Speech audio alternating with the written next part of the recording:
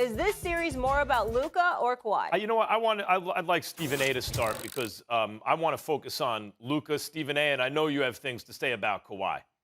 Oh, absolutely. This is all about Kawhi Leonard. I don't want to hear anything about Luka. Now, don't get me wrong.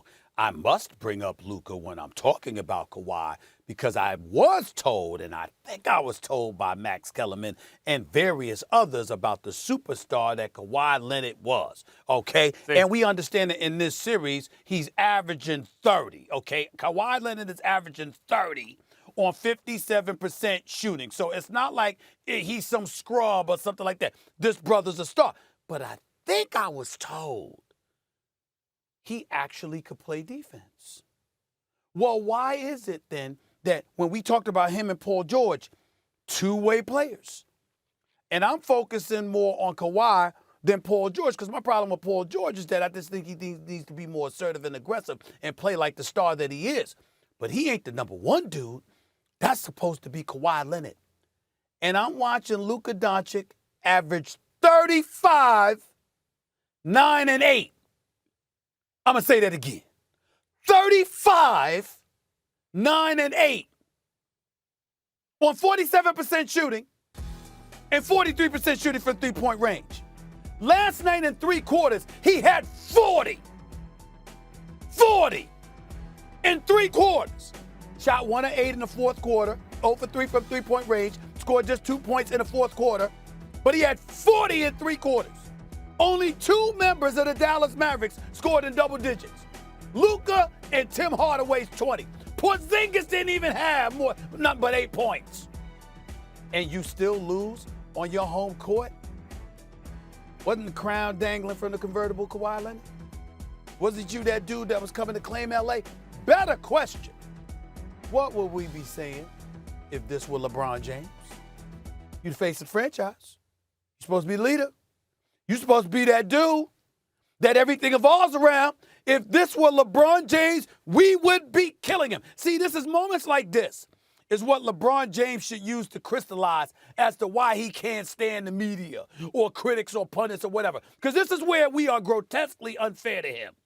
If this were LeBron James, we'd be all over him. 20 points, 7 of 9 shooting, Game 5 at the time of the series, 2-2.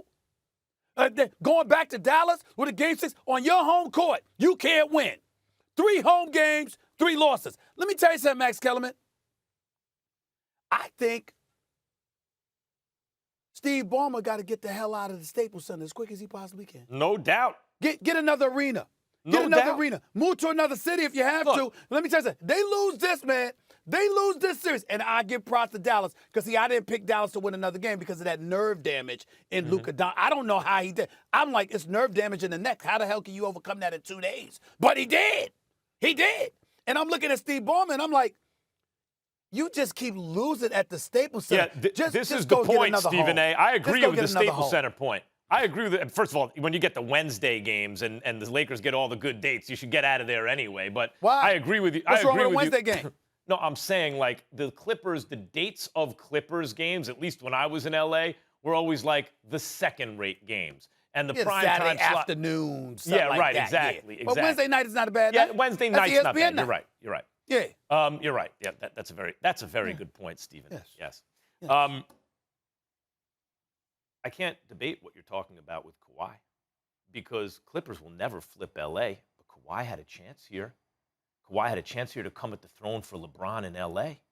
Kawhi's from L.A., right? You get L.A. behind him, if not the Clippers. If the Lakers get bounced, there's a little crack, there's a little opening, right? He didn't do it. You're right. By the airball, the last shot, I was shocked.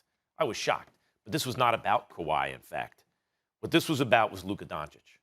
Luka, who dropped 42, 14, and 8 for his third playoff victory on the road in this series against supposedly a great defensive team.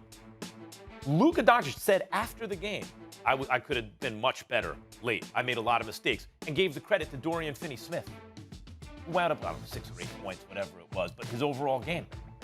Luka, and this is something people have to understand. Right now, Stephen A., put all the NBA players on a scale. What's their value? Which means not just who would you build a franchise around, because maybe it's Zion, that's years away still, or some young player. It's not just who's the very best player in the world right now. Do we know that Luka is better than, say, James Harden right now? But he's 10 years younger already. I'm saying add everything up and say if you had to put everyone in a trip, who would get the most in a trade? Who's the most valuable commodity in the NBA? The answer is Luka Doncic, and it's not close. He is 22 years old and can walk into playoff series against defenders like Kawhi and Paul George, and they don't seem to want it with him. As you said, Porzingis, supposed to be his second banana, he don't have it.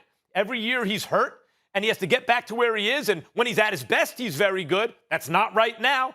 Tim Hardaway Jr. has been excellent. They have guys like Kleba and Finney Smith who can play, but this is Luka Doncic completely controlling the game and being the best player on the floor. This is about Luka. Nope. Because Luka takes Kawhi off the hook, and I'm not going to let that happen. Here's the deal. Luka's big boying dudes.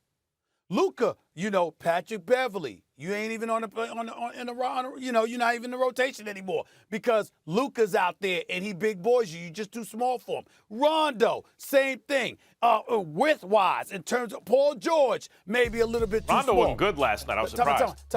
That's not Kawhi Leonard. Kawhi Leonard, you see those muscles that he's got? You know he's a legit 6'7", right? Just like Luka, right?